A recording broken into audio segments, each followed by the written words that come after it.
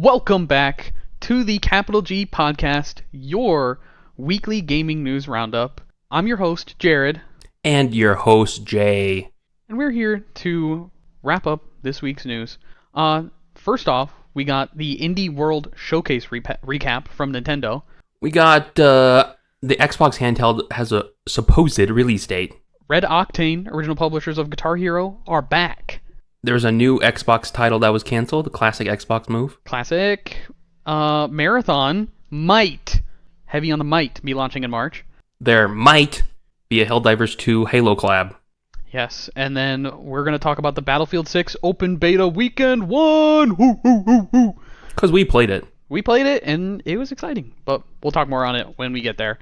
So let's start off with the Indie World Showcase. I thought it was pretty good overall. Like, I just want to go right out of the gate. I thought it was pretty good. I don't know. What did you think? Sure, we can give our impressions of it. I don't know. It's just like one of those things where it's like you can't have too big of expectations going into it because you know there's obviously not going to be any Nintendo first party bangers, and you can't go into it expecting Silksong either. So there's just nothing here that really surprised or delighted me. You know, there was stuff that was like, oh, that looks interesting. I might want to play that, but it wasn't anything that was like, whoa. Yeah, fair enough. Well, let's get into what was shown. So the first game they showed off was Mina the Howler, which they've been teasing this game for a little bit now. They've shown some gameplay. This is like the third event we've seen this at, it feels like. Yeah, for sure. Yeah. They showed off a little gameplay trailer. It's a top-down pixelated dungeon crawler. Looks cool. It's releasing October 31st, 2025 on the Switch and Switch 2. The next one they showed was Well Dweller, which is a Metroidvania style game. The art style was kind of like old Gothic era. It looked kind of nice. I kind of dug the vibe. It's got a cute hand-drawn kind of vibe. Yeah, but it was scary. Like, you know. It's got a spookier tone, yeah. It's leaning close to Hollow Knight, but more colorful. Yeah. That one releases for the Nintendo Switch in sometime in 2026. Then we got Neverway, which they called a life simulator game. It looked very similar to Stardew Valley. You play as a character named Fiona, who she quits her job, starts a farm, and then she's allegedly a herald to a dead deity. Kind of swag. I like the art for this one a lot. Yeah, the art looks really cool. Which, getting to the art, it was co-created by the pixel artist of Celeste, which is super sick. And then the original soundtrack comes from the composer of Fez and Hyper Light Drifter, which is both really, really cool. That one will be launching. Oh, you can also in Stardew fashion, you can friend, romance, or deceive, like make people dislike you in this game. It'll be releasing 2026 for the Nintendo Switch. That was one of the ones that stood out to me. I thought that was on my list that, will not add to my wish list that I would probably never get, but, would be on my wish list. For sure, yeah. My ever-ending wish list. It just keeps getting bigger, as always. The next one, which this one piqued my interest, honestly, was Herdling, which is published by Panic, the studio behind Firewatch.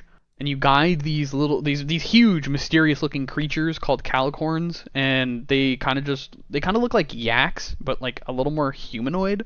I thought it was kind of cool. You're able to find more of these calicorns and then add them to your herd. The game looked breathtaking. It looked really beautiful. They showed off some mountains, some forests, and they said there's plenty of biomes to go through. There's creepy, dangerous things going on that you have to try and avoid, obstacles in your way, and puzzles. This one's releasing August 21st, 2025 on the Switch. I like the art style. It has like a painterly kind of vibe. Yeah, I liked it. This one also... I don't know how annoying is it going to be to command these guys around and... That's my question as well, but it didn't look too bad from the gameplay that they showed off. I didn't think it looked too terrible. No, it looked like kind of like Journey or something. You're just like going on these vast landscapes moving forward. Yeah, it was nice. The next one we got is This Seat Taken, which I was also interested in playing, but then I kind of watched I watched it back, and I was like, okay, maybe this puzzle game is just like a little too simple. I don't know. Yeah, all the puzzles they showed look very simple. It's hard to tell though, because like obviously they probably get much more difficult. Yeah. Even the trailer was like, oh, this kind of seems like a baby game. Yeah. It's a 2D top-down art style. It looks hand-drawn, kind of, but it was like hand-drawn on like an iPad or something. Very digitally hand-drawn. I kind of liked it. But you organize groups of people based on their preferences. So one of the examples they gave was like, oh, you would place someone like sitting somewhere in a restaurant, and then the character would go, oh, I'm uncomfortable here, and then you place them next to a window seat, and then they're like, oh, okay, I feel good here. So that's Yeah, they like have ones that are like, I want to be alone, or I want to be next to someone else, or I want to be quiet. Yeah, you're just trying to figure out where everyone feels the most comfortable, and it only takes place in like different social situations, so like concerts, restaurants, work gatherings, the bus. Yeah, it seemed interesting. And that it's one out. came out right when the trailer dropped. Yeah, so it's out now on the Nintendo Switch. Next one was an update for Little Kitty Big City. It was their free picture perfect update where you get to customize your own cat, and then they added new areas, new characters, some returning characters. You can learn new skills from talking to people. They added a photo mode, which is obviously a big part of it, and it'll be available sometime this year, is what they said. So it looked kind of cute. Content warning is coming to Switch as well. That's our next one. Not really much to say on it other than it's just a port. You know, it'll be coming to Switch and Switch 2 at some point. And they said it'll be releasing it in 2026. No like firm release date, but sometime in 2026. This one was the one that kind of stole the show for me, I think, was Ball Pit, which is a survival roguelite, but it kind of had like this like similar gameplay to like a bullet hell. Like, remember those plain bullet hells where it was like, you know, pixelated graphics, you're flying a plane in the sky and there's just like everything's covering your screen. It kind of reminded me of that, and I don't know. But are you being attacked? It just looks like Block Breaker, you know? Yeah, I think that's kind of more of what's going on. I guess there are some attacks, yeah. Yeah, there are. It's mostly like Block Breaker, then you gotta avoid some attacks, and there's like you upgrade a town and stuff. It looks kind of cool. Yeah, and the town is kind of where that roguelite element comes in, where the town is like permanent upgrades, and it's also how you unlock characters.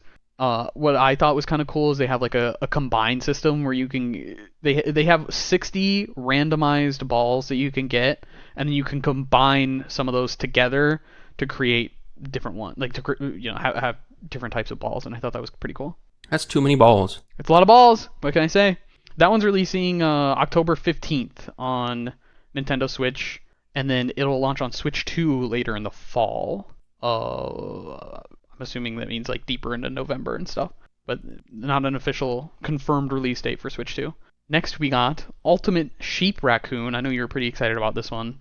It was I thought they're just gonna have what's the other one called? Crap, I'm blanking. Horse something. It's like their game before this. I thought it was just a port, but it's a new game. Mm-hmm. Yeah, I guess I'm not familiar with their previous one, but this one seemed cool. It's a 2D side-scrolling game, kind of like Trials in a way, but more 2D rather than 3D. You build tracks and then you race on them. You can select power-ups before a race. There's 8-player crossplay as well, which is super cool. And this one's launching winter 2025 on the Nintendo Switch and Switch 2. Ultimate Chicken Horse was their Ultimate first game. Chicken Horse. Okay, never mind. That does sound a little familiar. And it was like 2D. It's basically you and your friends, so they get to the end of a level, and then each round you put obstacles down to like stop your friends, but you still want to get to the end. Okay. Yeah, I'm seeing it now, and it does look a little familiar. Yeah, so they're using like the same kind of assets and style, but new genre. And this one's on vehicles. Like they were like this one's like you're bikes. biking it. Yeah. Then the next one we got is good fun. Yeah, I'm excited. I'd definitely play it. Next one is Glaciered, which I thought looked insanely cool.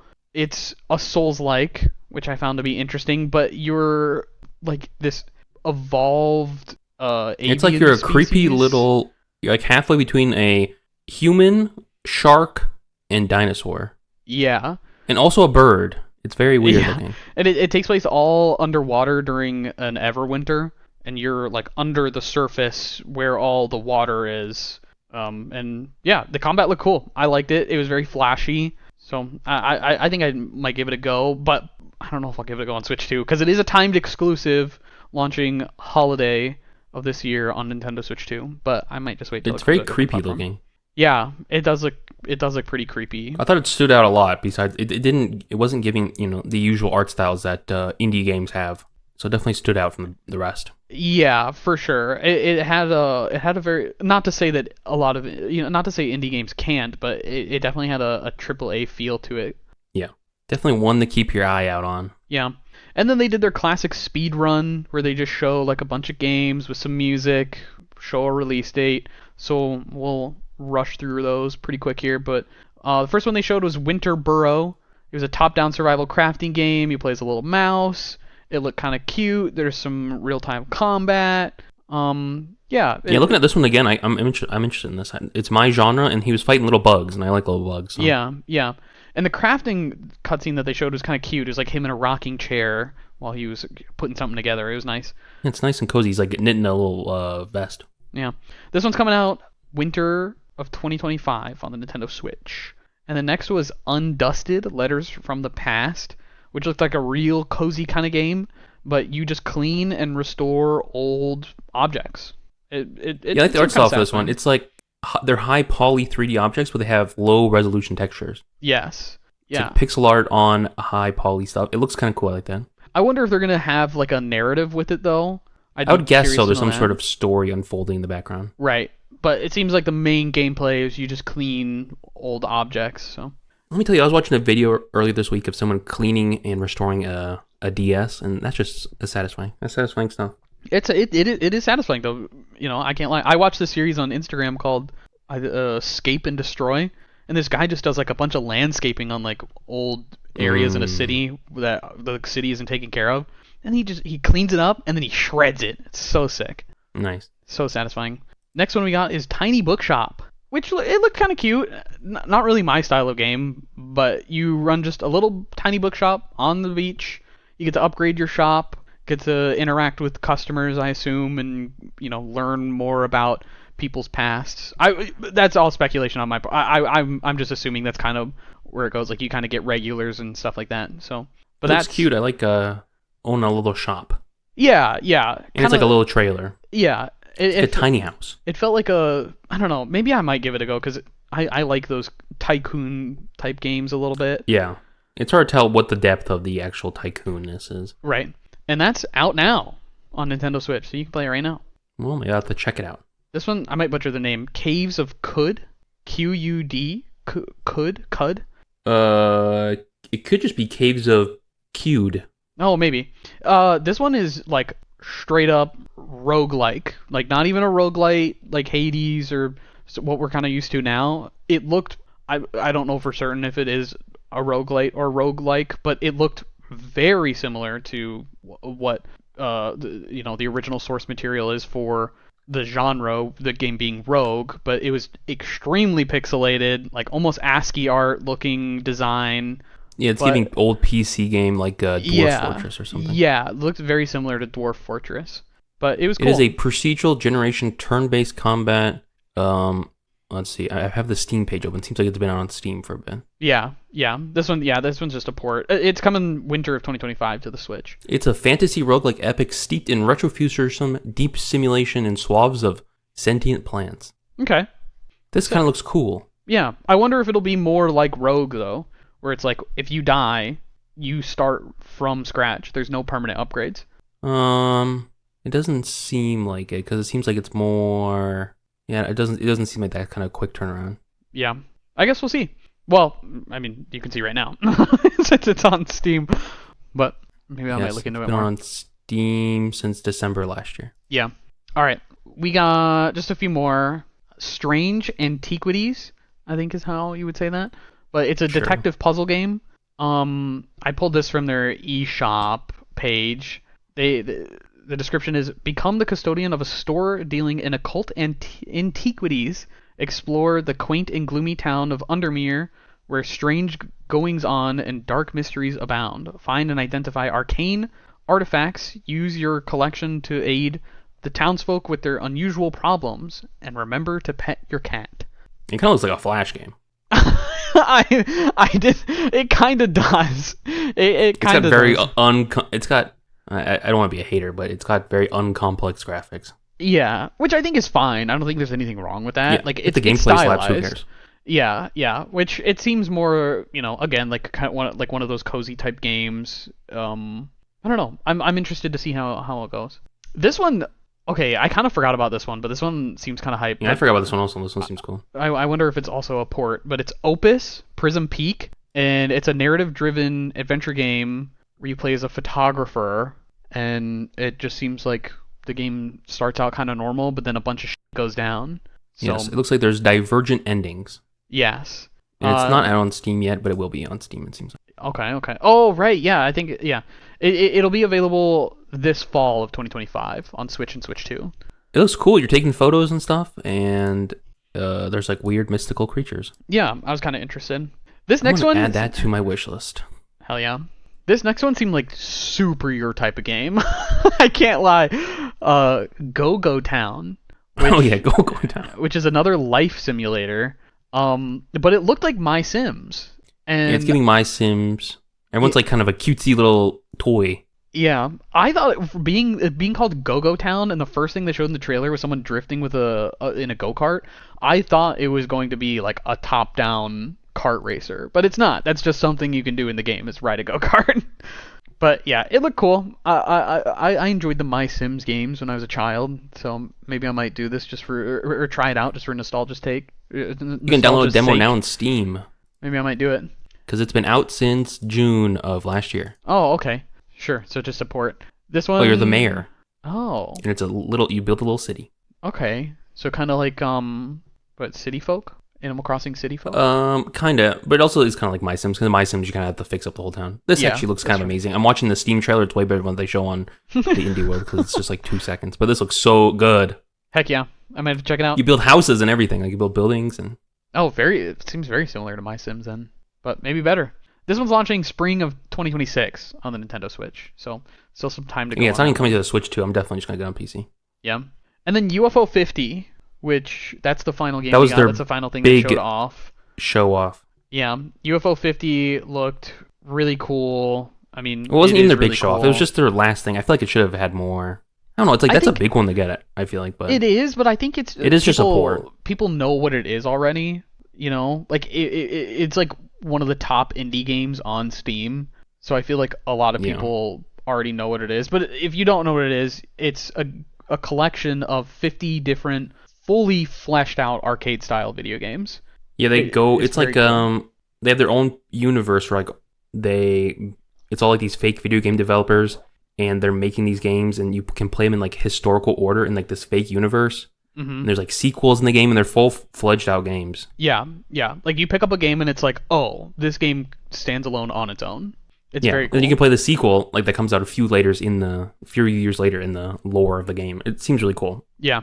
This one's launching on Switch now. You can get it now. No that Switch one launched 2. that day. Yeah, no Switch 2, which I thought was interesting. At least I don't think so. I didn't see the thing No, when it there's no popped Switch up. 2. Yeah. But yeah, that was the Indie World Showcase recap from August 7th.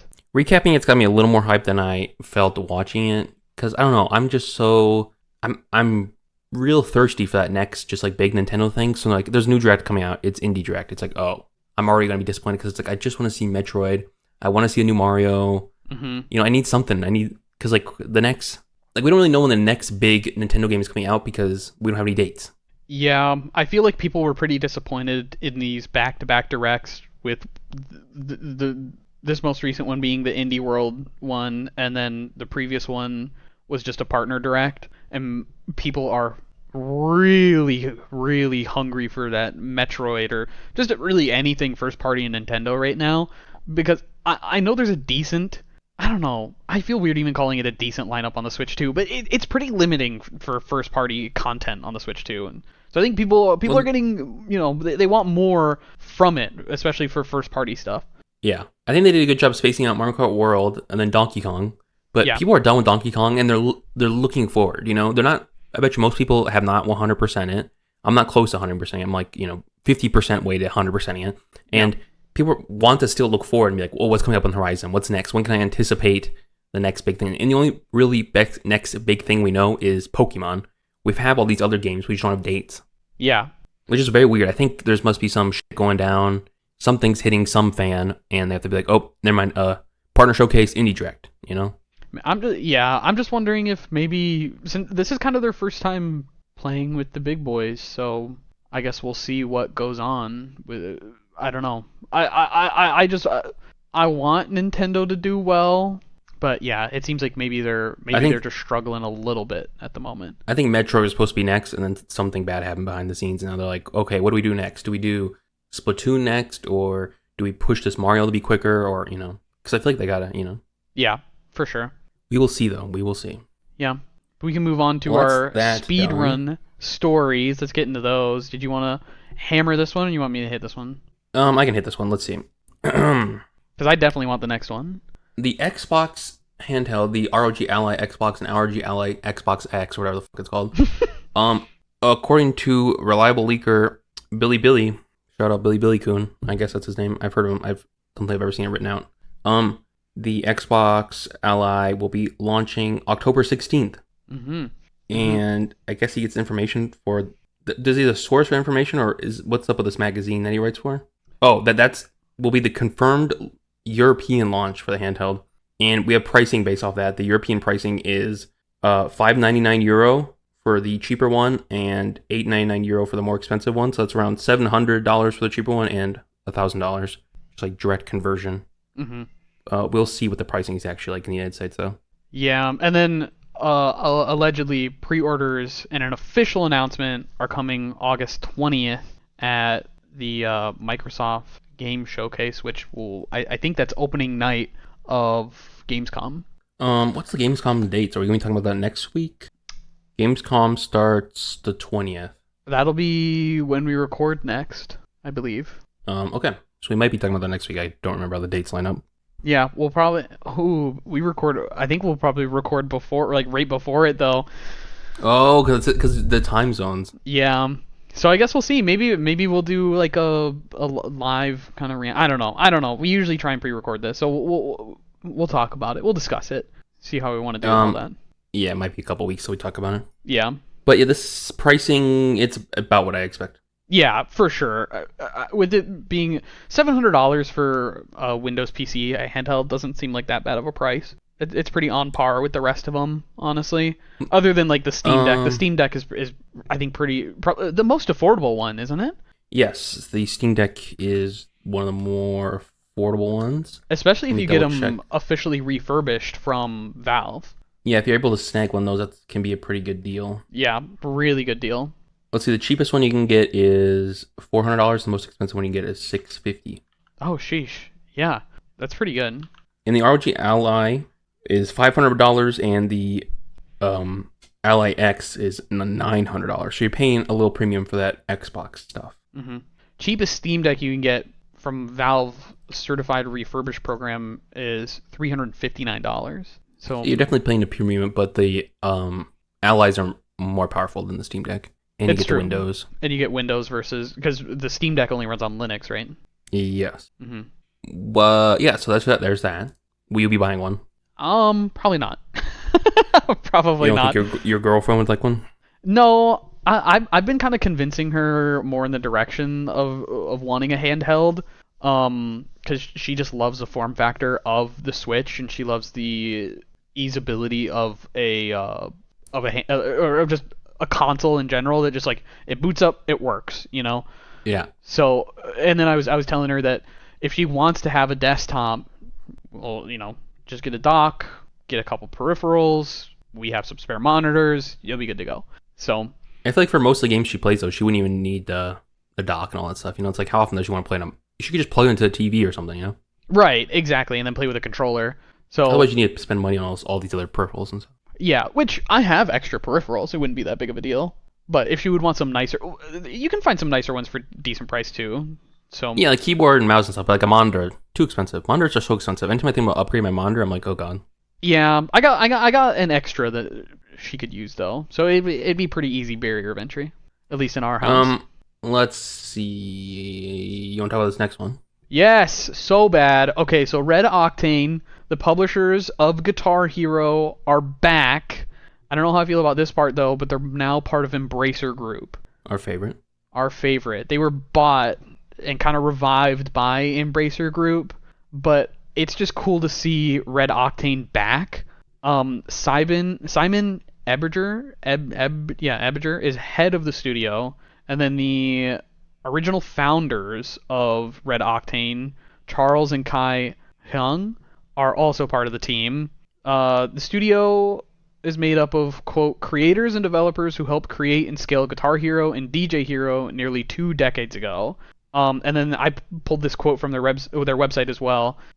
They said, founded by veterans, developers, and passionate players from across the rhythm game scene, our mission is simple: to bring rhythm gaming back with more power, more precision, and a deeper connection than ever before. And they did say they are confirmed to be working on a new rhythm game, which is really exciting. But Lee Ginchard, I believe is how you say his name. He's a CEO of Embracer Group's Free Mode. He said, oh, and he's also the former vice president of Red Octane, so he's got connections. He says that it'll be different from Guitar Hero, so it's not going to be a new entry. I wonder if that means it'll even be different than what Rock Band is. I don't know what their direction is, but I'm excited. Oh, yeah, never mind. I did pull this quote, too. They said, quote, this game won't be Guitar Hero, DJ Hero, Guitar Freaks, or Rock Band. So it's going to be something entirely new, and I don't know, I'm getting excited. I love rhythm games. I'm a huge rhythm game fan. I love Beat Saber. There's a ton of good VR rhythm games. I love Guitar Hero. Rock Band was huge in my house when I was a kid. I'm excited to see it back. I'm happy that it's back because it's always good to have more games getting made. I just don't know how well the market will take a new game like this. They've tried in the not too distant past to bring back this style of game, and it was not particularly successful, and now it is a mode in Fortnite instead of being its own game. So, which I guess I can't super speak on how successful that mode is now, but it's still played a lot, and it was very successful when it came out, like the Fortnite Festival mode, and they pull huge names for that, like, they got Metallica for one collaboration, Hatsune Miku. Yeah, because it's Fortnite. Yeah, I mean, obviously they can kind of pull whoever they want to, but it's still cool to see that there is an interest for rhythm games. And who knows? Maybe they can do something huge, and rhythm games will be in everyone's household once again. I don't know. That's kind of a pipe dream, but I just, as a rhythm game fan, I'm just so excited to see that they're back and they're gonna work on something that's entirely new.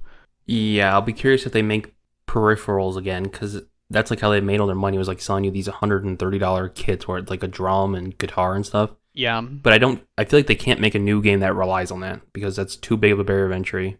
My guess, these are already so expensive. Yeah, my guess is that they will make peripherals. I don't know what they're gonna do. Like, I don't know if they're gonna do like the same like 5 buttons or do something kind of weird like they did with Guitar Hero Live, where it was like the 6 buttons, but it was 3 on top and 3 on bottom.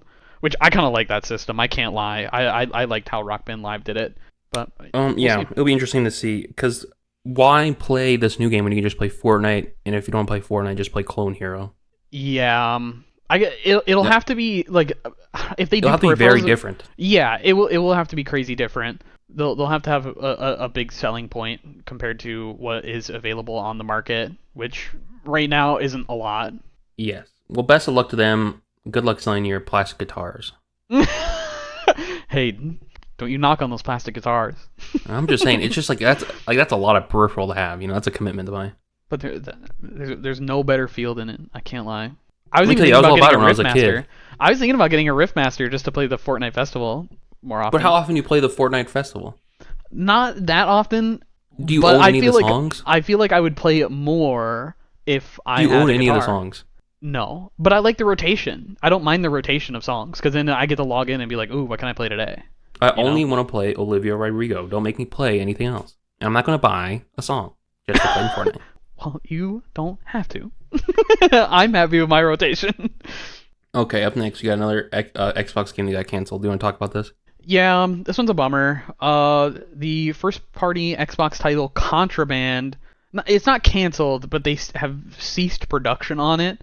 They put it on pause for now. It's on the back burner. No one's working on it at the moment, but it's not completely canned. So I don't know how this is different than being like, I guess, canceled indefinitely or something like that. I don't know. It seems like if they're putting it on pause, they plan on coming back to it eventually. But the game is being developed by Avalanche Studios, which they are known for the Just Cause series, the Mad Max game, and also Rage 2. The game was said to be an open-world co-op heisting game that takes place in the 1970s, which That gets my interest completely piqued. I hear heisting game, I hear co-op game. I'm so there, so there. Contraband was first announced in 2021 at E3, and I can't lie, I don't really remember it.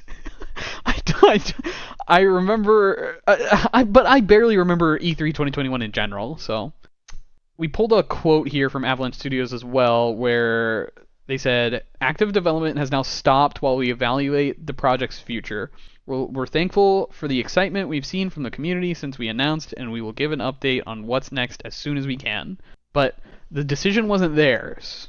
The decision was made by Xbox. So Classic Xbox. Classic Xbox. I don't know. I'm a little uncertain on if this thing will stick around or if they plan on just like looking at it and being like, okay, canned. Because I guess it could go either way. And I'm huffing tons of copium with that the thought that they'll come back to it eventually. Yeah, I don't think so. You're not hopeful? No. I'm trying to be, but I have such a biasy. I just love heisting games and I love co-op games. So Did Rage 2 sell well? I don't know. It's got mixed reviews on Steam. Okay. I don't know. I know people hating on it. I liked Rage 1. I don't know why they switched it up. They waited so many years and then they made like a whole different game.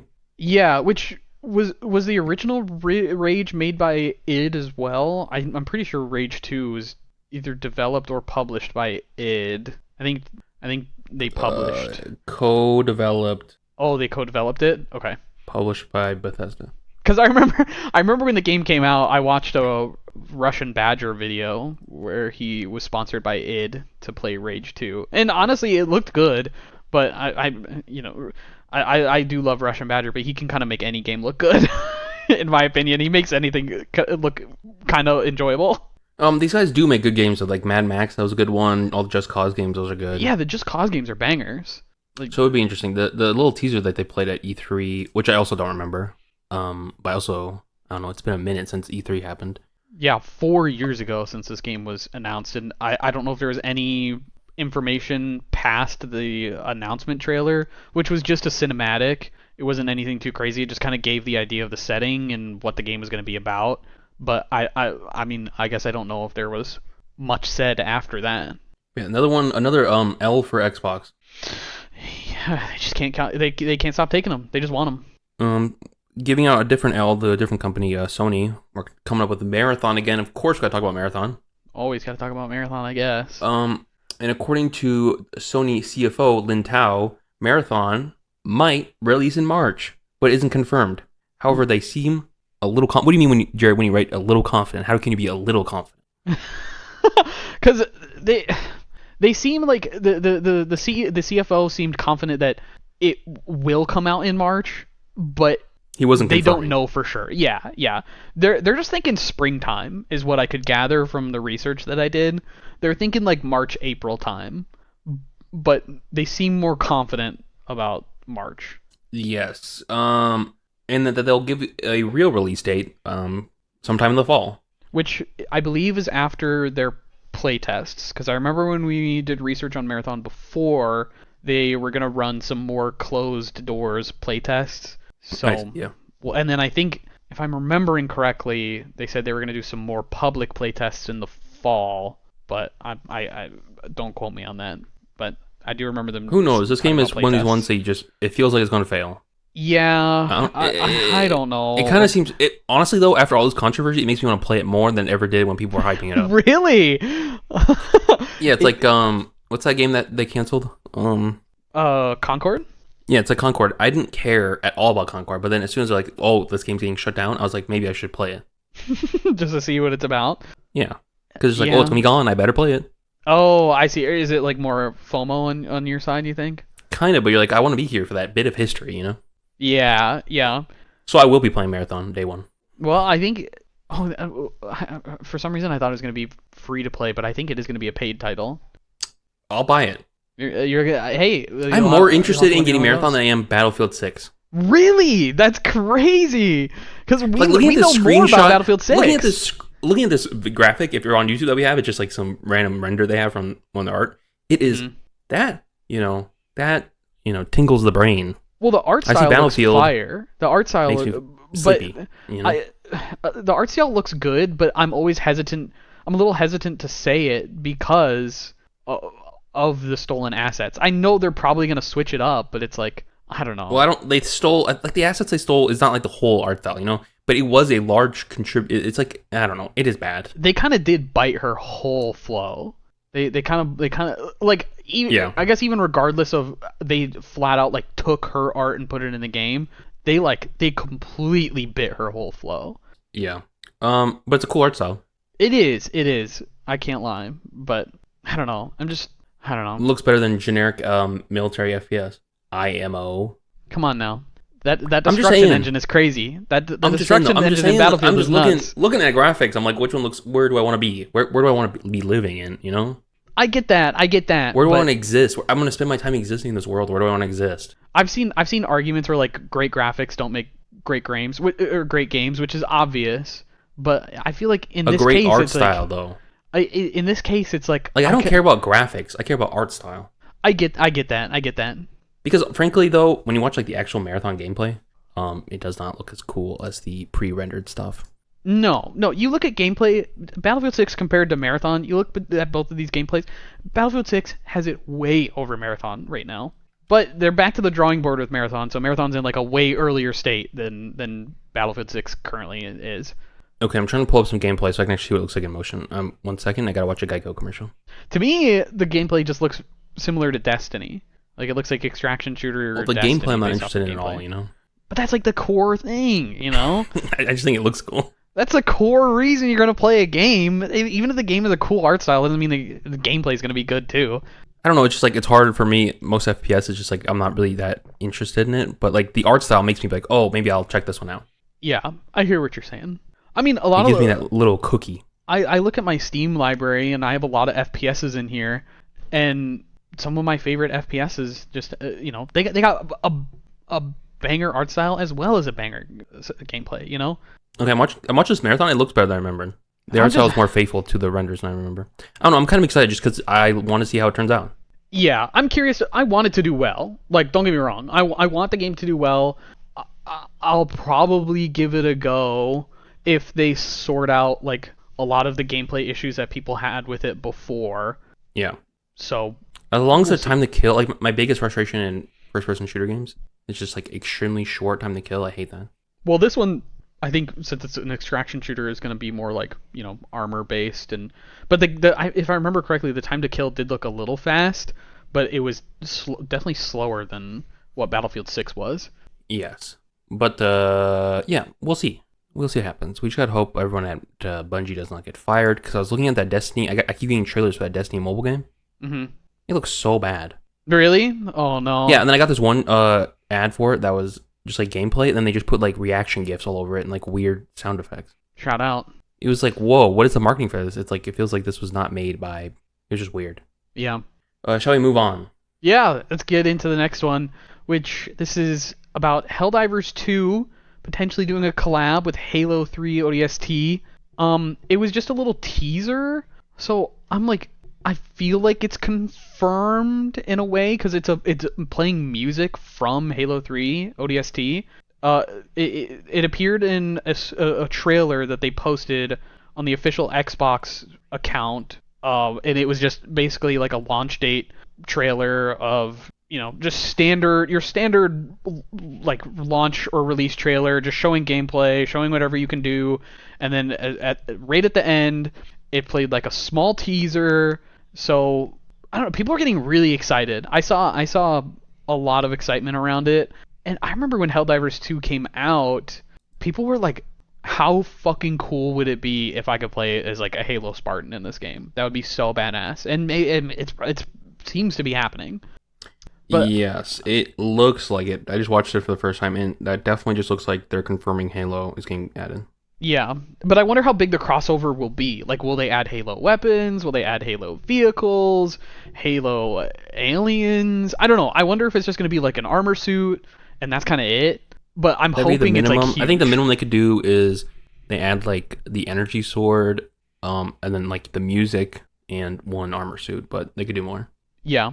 I'm also curious, maybe Halo will get its own war bond, which like war bonds in Helldivers are like almost their version of battle passes, and the premium ones you do have to pay for. You can grind to unlock them regularly, but I think you can spend like it's like $5 or $10, and then you can just like grind through this war bond to get like extra armor, weapons, and stuff like that. None of them are like super overpowered. You can do just fine with like the base one. But it'd be cool if they did like a full Halo 3 ODST war bond. I would dig that. I'd probably get it, honestly. If it comes to other platforms, I think that's another question: is will this come to PlayStation mainly? I'm assuming it would come to PC, but you never know. I don't know for sure. Should be fun though. Yeah, I'm excited. And that's it with the news, basically. That is all the news. That's all the big headlines. We've done it. Yeah. And now we're going to be talking about the Battlefield 6 open beta, our impressions of that, and then what else we've been playing this week. Mm-hmm. So, yeah. Do you want to get started with this Battlefield 6 stuff? Yeah, we got a little bit of news regarding Battlefield 6. There's a little news segment in the Battlefield, yes. Just a little bit, which I want to talk about kind of one thing that was buzzing in the community a little bit, which was, is there going to be a server browser for Battlefield 6, which David Sirlund kind of confirmed. He's a producer on Battlefield 6. He kind of confirmed that a server browser will only be available in the Portal mode, but in like regular matchmaking, there won't be a server browser, and he explains why. We'll pull this quote from him. He said, quote, "We think the current setup gives us the best of both worlds, as you can choose to go spin up a server through regular matchmaking or find an existing server that is already running or create your own as well." And the first part of that he's referring to, when you go matchmake, it spins up a server, fills that server with players, everyone plays, they do their match, and then it ends, and then the server spins down after that. And then you go find a new server. And he says it's way quicker to find matches. There's no annoying queues like there was in kind of previous Battlefield titles. And then a lot of servers also just like don't sit empty, which that tends to happen a lot too. So it's all around, it just seems easier, more effective, cheaper, just to have everyone, queue into a game, spins up, fills up, ends, and spins down. But then when we played it, it felt way easier. It felt more modern. It felt like this is just how they should be doing it. Absolutely. The only thing that's annoying about it is like when we want to queue with 5 people, basically like you'd have to have the 4 people queue together, go in, and then have the other person join off, basically. They would be in your squad, but and then that person won't be in the squad. Bring back 5-player squads, please. Battlefield, bring back 5-player squads. It'd be amazing. Just because we have a 5-person friend group. Yes.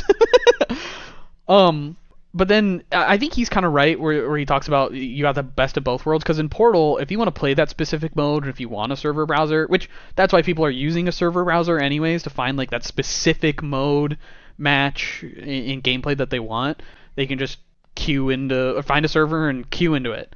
But yeah, that kind of covers the server browser stuff. But it seems like they have a good idea with how they're gonna do primary like their main multiplayer matchmaking, and then into the Portal stuff as well. All right, let's break down this beta. First, we got a little bit of numbers though. So overall, the beta was a huge success. DICE had to increase their server capacity due to insanely high queue times. Well, just queue numbers really. And the number almost reached 300,000 people in queue on Steam alone, which is nuts. And a quote from DICE was, "The team is now working on a substantial increase in server capacity, which will reduce your time in the queue. Thank you for your continued patience as we work to get as many of you into the game as possible." And they kind of planned for this. I feel like they kind of knew that, because they said the queue was intentional, but I don't know if they planned for the amount of people that were gonna try the beta. But I think they were trying to prep for, okay, how can we have the servers run as smoothly as possible. It seemed like they must have been prepared, because it wasn't too bad. We didn't play it like as soon as it happened, because we have jobs and have to go to work. But yeah, because I heard people complaining about it online. But when we actually got online, it didn't really take that long to get into queue. No, like max, the highest number I saw was about 100,000, and I was able to get into the game in less than like 5 minutes. you were not. Yeah, I think I against saw that it over one. like I think I maybe saw like 150K or something, and it wasn't that bad to get in. Yeah, but this next this is huge, especially for Battlefield. But they peaked at 521,079 concurrent players, which beat Call of Duty HQ's record of 491,670. And Call of Duty HQ is Warzone, Black Ops 6, Modern Warfare 3, and Modern Warfare 2. The Modern Warfare 3 and Modern Warfare 2 being the new ones, which is insane.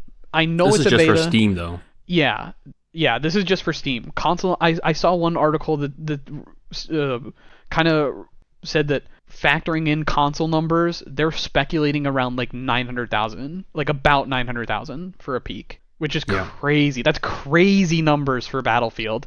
Because and I know it's free, but my rebuttal to that is so is Warzone, and also all these new Call of Duties are on Game Pass, which a lot of people have. But that wouldn't show up on Steam. That would not show up on Steam. That's true. But And Warzone Call of Duty's more would. console based, I guess. Yeah, yeah. But it's just we've never seen it before. Like a Battlefield game has never had higher numbers in any regard from Call of Duty, which is it's cool. It's huge. I don't know. It's exciting. It's like Battlefield is so back, and people know it. And there's a lot of people coming into Battlefield who have never played Battlefield before, and that's just cool to see. It definitely has more hype than the previous Battlefield did. I think this is the most hyped Battlefield, other than maybe Battlefield 1, because I remember Battlefield 1 had a lot of hype around it as well. But this one definitely has like the most amount of hype I've seen out of any Battlefield title. We'll see if they can carry it over into launch. Yeah, that's what I'm wondering as well. We'll see how much of the momentum they'll have pushing into launch, and I wonder if they can carry it. I think they can. I'm optimistic, but that's me, What was your optimistic thoughts? gamer. Overall, when playing it, because we played it a lot. Yeah, and I got early access because I tried to sign up for Battlefield Labs, and then they gave me an invitation to start that early period, starting on that last Thursday.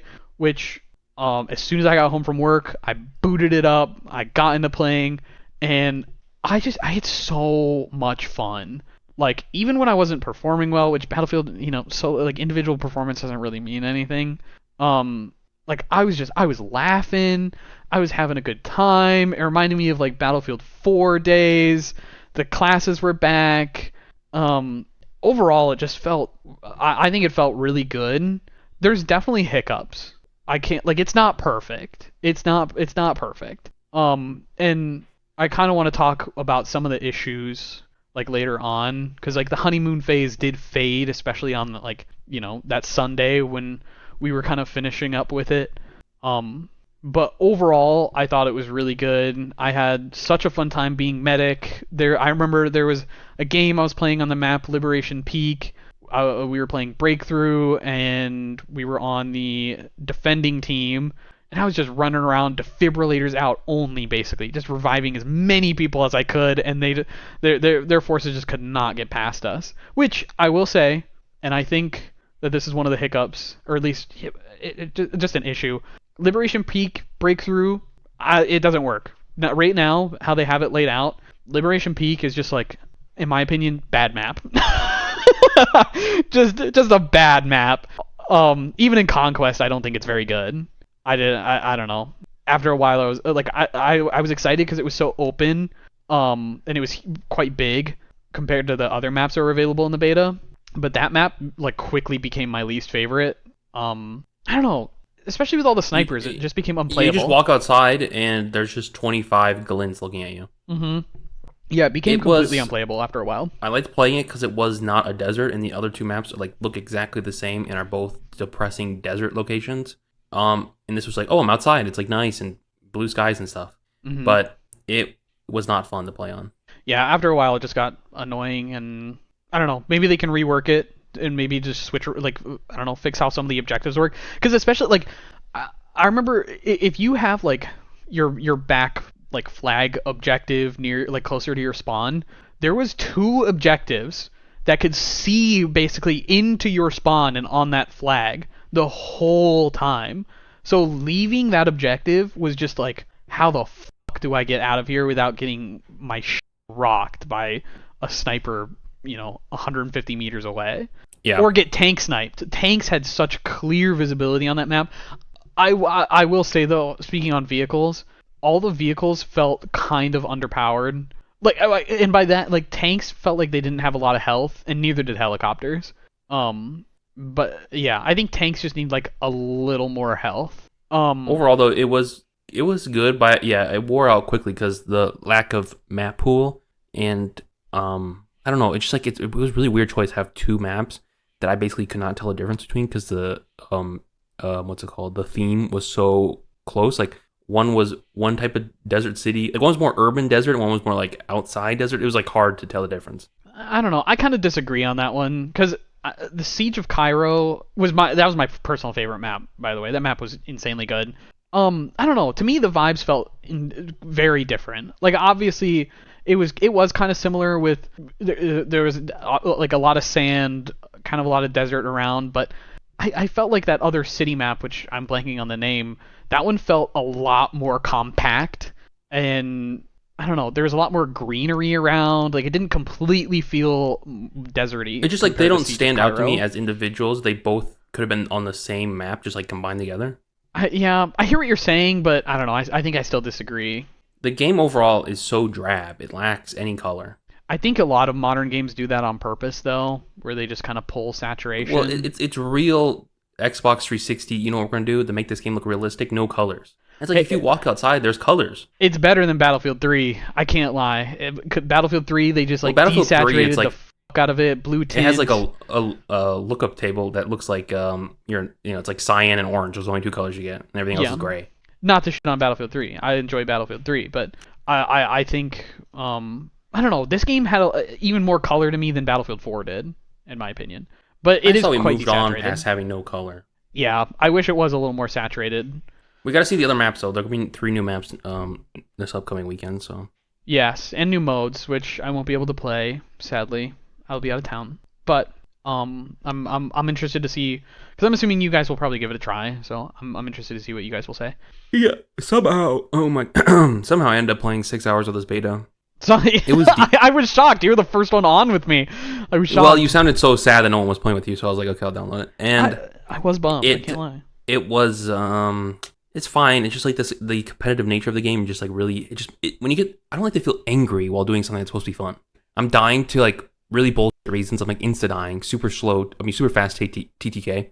And then I'm like, oh, someone pick me up, and there's like 3 medics around me and they all just walk past. And Yeah, it's like it makes okay. me hate my teammates and it makes me hate the enemy. And it's Medics, like, I don't want to feel revive. angry. Please revive. Oh my god. Just do it.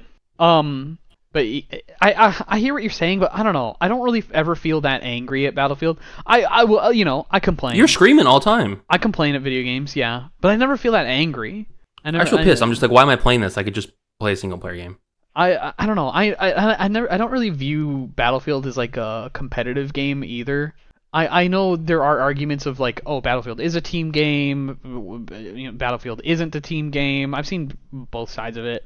I would argue that it more is a team game, but It's not really a team game because you're not really working as a team. You could just like work with the people around you, I guess. Like, I don't know. It's not like you have to coordinate that much. yeah, that's still team related. You're not gonna work with your entire server, but you can work with your squad. You're not even You working with squad your it whole up. squad most of the time. Hey, then that's a bad squad mate. You're telling me when we were playing that whole time, we were always squatted up? No, obviously you can't be squatted up the whole time, but if you can, there were games where when we were fully squatting up, we were taking objectives, holding objectives, like reviving each other in circles, Yeah, then some dude comes in calling with a out. shotgun and one-shots all of us. The shotgun doesn't and need then to be reworked. That was another thing that was kind of bad. And then it makes you want to chew on your desk because you have to wait for the respawn time and you're like spamming the button and then you're trying to spawn in somewhere and it won't let you spawn in that place. Yeah, I am curious. Well, they said they're going to change how the assault class works, where the assault class will be able to spawn on people quicker than other classes. Like the in combat thing will go away faster if you're spawning in as assault, which because the assault class felt like it was lacking compared to the rest of the 3 classes. I don't know why you would necessarily play as in. Yeah, the assault, all it brought was you could carry 2 primary weapons, and most people were carrying that shotgun, which I think they should switch. I think it should almost be like you can carry an assault rifle and a carbine, or like another primary weapon, and I don't know. I just don't. The shotgun just feels so. Well, the shotgun was busted. The shotgun was crazy busted. I wonder how they'll fix it. But It feels I like hope they do. anytime a first-person shooter is first played, the shotgun is always busted. Oh, it's always busted. But I feel like balancing a shotgun, especially in a game like Battlefield, is seems like a balancing nightmare. Because it's like obviously Battlefield kind of prides itself on being a realistic shooter, not like hyper realistic, but it's still on the side of realism. And shotguns shoot pretty far, but it's like, yeah, I just don't think they considered. You got to make it fun. It doesn't. Who cares about realism? Yeah, play no, Insurgency. obviously. You got to make it fun. You have to consider balance and stuff. And And anytime I think was killed by the shotgun, I just was like, oh, I'm gonna punch my monitor now. they said it was way overtuned. They didn't mean for that to happen. So I'm sure they'll fix it. I think Yeah, I'm sure the next beta will be better. my biggest complaint, in my opinion, was lag, which I feel like, and they do. This has happened in previous Battlefield games, so I guess I'm not that worried because I'm sure they'll fix it. But the delay on you getting shot at can be insane sometimes, because it'll sometimes feel like you ran around a corner and then you did get shot by a shotgun, but you actually didn't. It was someone with an SMG who saw you way before you saw them, and you insta die because all of those bullets register as all at once. So it feels like you just got like instantly deleted when that's not actually what had happened on the other player's screen. So I'm just hoping they kind of work that out. Yeah, it's I'm frustrating, sure and they there's probably will. no way to see how you died. There's no kill cam, so it just kind of feels like what happened. I don't know what happened. I just get like a highlight of where they were standing. And it's like what happened? Where'd they come from? How did they do all this damage to me? Yeah, and that's just purely a server delay thing. Oh, I do think visibility is a bit of an issue too. Like I think it was sometimes when you're standing outside, I don't know, the contrast is a bit weird compared to like seeing an enemy soldier versus like the background of where you're at. And I don't know. Yeah, I can't really speak on that because I was playing at like the lowest settings possible, so everything looks so bad the way it was. I was like, I don't know if this is just the game not looking good or if this is just because I'm running it on really bad settings. I think it maybe could be a bit of both, but yeah. I also think It ran TTK, better than I expected. It did. I will give them so much props for that. Like, it ran really well. I was quite amazed at how well it ran. Like, I was getting like consistently 60 FPS and higher, and yeah, it was a vibe. I do wish the TTK was a bit longer. Just like I prefer a longer smidge TTK. longer. Not like I prefer a really long TTK, but yeah. know, I'm I'm sure the average Battlefield player would not like that. I like I don't know. I know one of the Battlefields had like a really, I think it was Battlefield 5. They had a really weird problem where when the game came out, people were kind of upset that I think it was the time to kill was too long, so then they tuned it down, and then the complaint was, okay, now it's too fast, so then they tuned it another way, and it was weird. Now it's in a decent spot. I think the time to kill in Battlefield 5 is great, but yeah, there was like, I don't know, it was weird how much they tried to tune the TTK in that game. I just want this one to just be the tiniest bit longer. But overall, I would rate the beta like an 8. I thought it was like an 8 out of 10. And It was better than I expected. I had low expectations, but I don't know. It wore out quick for me, but I couldn't tell if that's just the map pool or not. I think I just want, for me it wasn't the map pool. For me it was just like I want more guns. But the maps, I guess, did get a little repetitive after a while, but I just wanted more stuff to mess around with. And after I kind of unlocked everything, like I got to max rank you could in the beta, I completed all the challenges, and then I was like, okay, I don't really know what I'm grinding for other than just like fun. And it was fun. It was fun majority of the time. I enjoyed it. Oh, okay. Before we move on, I have to gush about the audio really quick. Their war tapes audio mix, incredible. It makes guns sound insane. It makes like extra like outside environment noise sound crazy. Oh, it was so good. And sorry. Actually, one more thing. The destruction was insane. The destruction was probably the best it's ever been in the series, and the immersion team that worked on this game knocked it out of the park. It is so cool. I love the screen shake that happens when rubble is just falling all over the ground. I love how just all the dust effects, just it felt so good to just like take out an entire side of a building.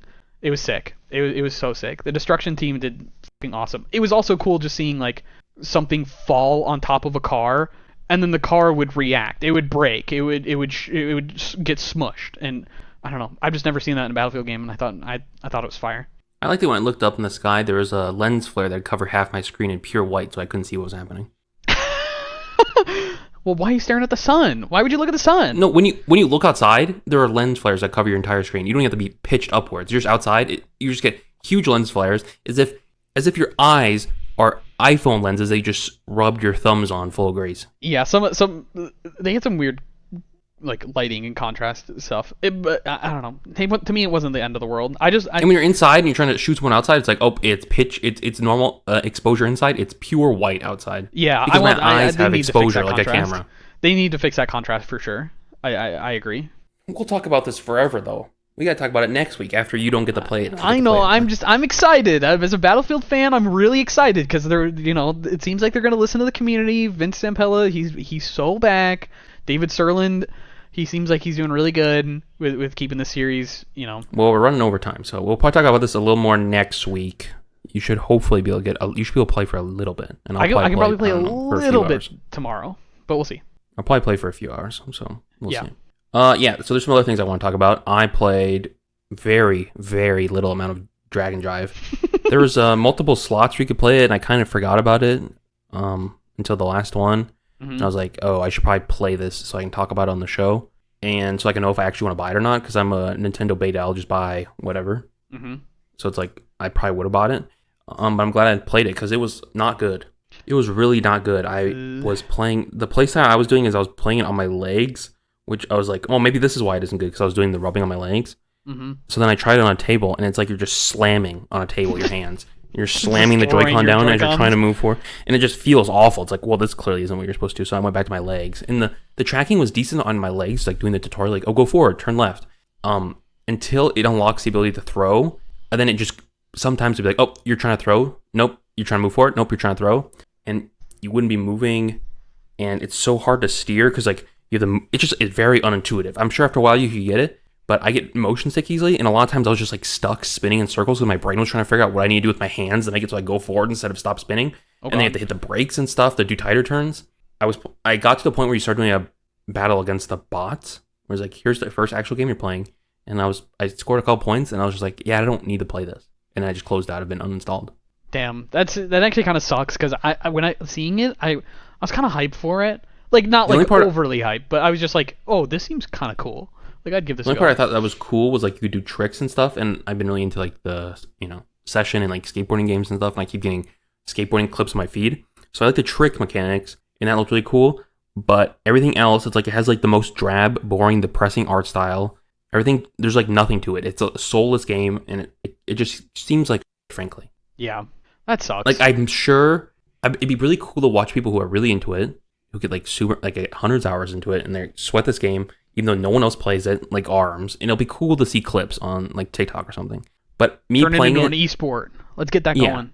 Me playing it, I just couldn't. My motion sickness wouldn't let me get past the learning curve of the controls, and I was like, I just don't need to get past. I have a lot of other games I want to play right now. I don't need to hurt myself so I can get over the hurdle to like this game. Yeah, for sure. And the reviews came out earlier today, and on Metacritic we're rocking a 63. So not good. Higher than I thought, though. Honestly, way higher. 63 than I thought. is bad. I mean, a 6 out of 10's in the middle of the road. Yeah, but it's not like when you do video game rankings though. 6 out of 10 is not the middle. Like it's more like a grading. It's like it's like a D. It seems like there's some people who like it though. There are some people out there that are like. I think because it's not like actual trash. It's like high production value trash. It's not just like actual trash. I see. I don't know. I feel bad on it, but it made me feel sick. And the art style is so boring. And I don't know. They're like, I don't know how to describe this without sounding too woke, but it's like they're doing this sport for like disabled people, but they're doing nothing to highlight that fact. It's just like they're doing, they're like, oh, we're trying to do this thing, and we're not going to acknowledge the sport. That would be actually benefited a lot if they gave it like some highlighting, Yeah. Yeah. It's just kind of like, it's weird. And the characters are just ugly. There's faceless robots. It kind of reminds me of like some like early 2000s, that like swag era kind of design, but I kind of fuck with it. I can't lie. I don't know. It's just it's weird. It also they kind of look like the Toonami guy, and I kind of fuck with it. With less swag, and the environment is just like extremely depressing. You're just like in a concrete dome. Yeah, there's no other maps. That is weird. They didn't design any other maps. It's just like concrete, gray dome. It's weird. It's very weird. And when I see people talk about it online, you see sort of like mixed opinions, and then you go to the replies, and everyone's like, "I hate this. This is trash. I'm not going to play this game." Damn. Yeah. This is like one of those things. It's like the opposite of the Battlefield beta, where it's like you give everyone a test so people can get hyped. You give everyone a test for this one, like, ooh, I actually was going to buy it, but never mind. Yeah. A lot of... I'm convinced a lot of people who were doing the whole like Battlefield thing of just like no pre-orders. Remember, no pre-orders. I'm convinced there was quite a big chunk of that group that did pre-order, especially after the beta. I just don't know why pre-order. I don't know. I found pre-ordering always kind of weird, but like, don't you ever pre-orders like the day before the game just comes out, just so I can preload it and then I can have it downloaded by the time I get home. Yeah, but then still a pre-order, Kinda, but you're doing it. They don't get to like have your money like way in advance. That's true. And you get to see all the reviews and stuff come out. Yeah, I guess especially if they get the reviews out a few days ahead of release rather than like the day before. And you had one thing else you want to talk about? Just super briefly, the Monster Hunter had a new update, Monster Hunter Wilds. It's kind of like their title update 2.5 ahead of title update 3, where they took a chunk of title update 3 and put it into this update. And it just came out today, the day we're recording, August 13th. And it seems like so far impressions are good. People are liking it. What it added was this this end game feature called Talismans, and they're kind of like you have to like fight these really hard monsters because they also added 9-star monsters, which are so far the hardest monsters in the game. And once you fight those, you get drops for these talismans. And what they give you are random like weapon or armor skills. So it's just like even more creativity when it comes to endgame builds, which is always a good thing. We love player freedom when it comes to that. Obviously, there's going to be ones that are like god rolls where you get the absolute best of the best for the meta, because there is a big Monster Hunter meta.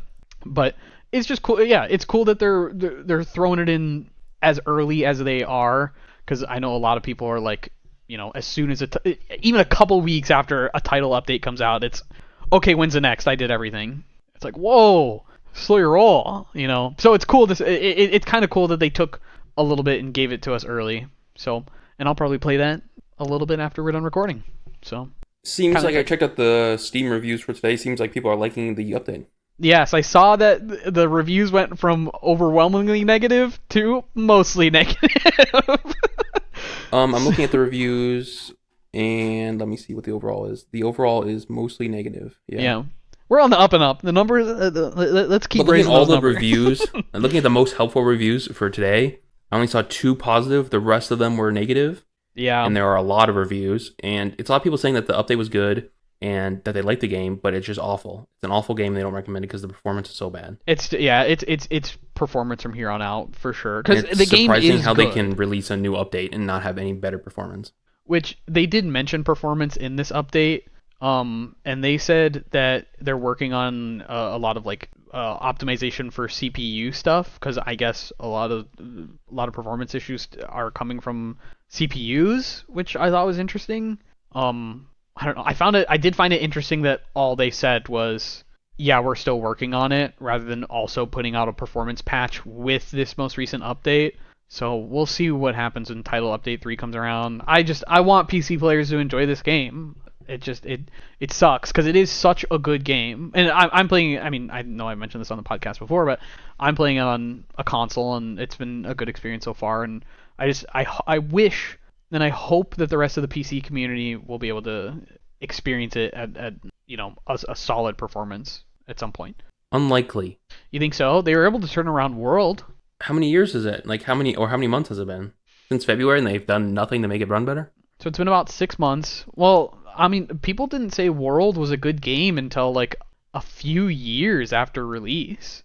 And a lot of it had to do with performance issues. Like, to me, it looks identical to what people were saying about Monster Hunter World back in the day. So I just don't know how can you go down that path again. uh, I think they're too confident in their RE engine, which is Capcom's in-house engine for their like action RPG games, and I just don't think the RE engine does open world that well. But they're hard set on that engine. So I don't know. I wish they would do. I wish they would do something else. But maybe they know it so well, like they're confident they can make a good game with it. But just I don't know. Open world just doesn't work. But then They again, need to do what Monster Hunter Halo's Worlds doing. isn't even an open world game, and it still didn't run that well. They should At do what Halo's launch, I doing should and say. just give up, and then just have everyone switch to Unreal. Yeah, they're going full UE5, which yeah, I Even don't in know. the podcast on this review, I enjoyed what I played. This guy has 81 hours in the game. When I could play it, now the game runs at 20 FPS on a PC that can run Cyberpunk on Ultra and crashes after 30 minutes. Holy Then gets into a shit. loop of crashing every 30 seconds. Oh, And this dude's got 81 hours. that fucking blows though. That sucks. That sucks so much. They And I really see things about like gotta their get their shit anti-cheat together. and stuff, making it hard to run on Linux, and it just crashes all the time. I'm seeing a lot of people talk about crashes. You can complain all you want about performance, but you can't play a game that crashes. You can't. No, absolutely not. Especially like consistently, you know. This guy has 600 hours in the game, and he says, "Someone PC died playing this game?" ? I don't think I could recommend it any less. That's the funny part though. A lot of these there are a lot of reviews where it's just like this game fucking sucks and nobody should play it. 700 hours. You know. A lot of the reviews now, though, seem like more nuanced. They're saying, to start off, I like this game, but, and then they have like a huge paragraph essay, and it's a not recommend, and they have like 500 hours in the game. Yeah. Yeah. Well, and that's just it's a good game. It is a good game. It's just like the performance is unacceptable. And I know you know we've been repeating just saying that over and over again, but yeah.